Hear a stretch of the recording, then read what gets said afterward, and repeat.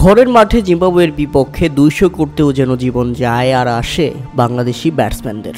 দীর্ঘদিন পর টেস্ট ক্রিকেটের মাধ্যমে ফিরেছে বাংলাদেশ, তবে ব্যাটসম্যানদের সেই চিরচেনা পারফরম্যান্স। তাই তো বাংলাদেশের খেলা আর দেখায় না টিভি চ্যানেলগুলো, দর্শকদের দেখতে হচ্ছে বিটিভিতে।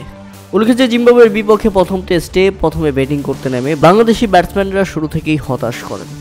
ওপেনার সাদমান ইসলাম ফিরে যান দলীয় 31 রানের মাথায়। 23 বলে 12 রান আসে এই ব্যাটারের ব্যাট থেকে। এর 1 রান পরেই আরেকটি উইকেট হারায় বাংলাদেশ। আরেক ওপেনার মাহমুদুল ইসলাম জয়, এই ব্যাটার ফিরে যান 35 বলে 14 রান করে। এরপর দারুণ খেলার ইঙ্গিত দেন অধিনায়ক নাজমুল হোসেন শান্ত। মুমিনুল হককে সঙ্গে নিয়ে প্রথম সেশন শেষ করেন, কিন্তু দ্বিতীয় সেশনে এসেই খেই হারিয়ে ফেললেন শান্ত।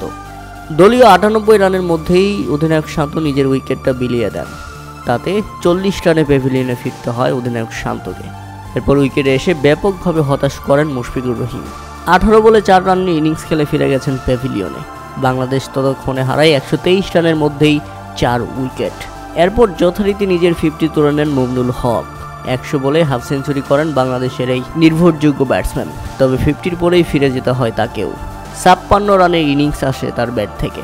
উইকেটে আসেন মেহেদী হাসান মিরাজ, তবে মিরাজ এসে মুশফিকের থেকেও বড় হতাশ করেন। মুশফিক 4 রান করলেও মিরাজের ব্যাট থেকে আসে কেবল 4 বলে 1 রান।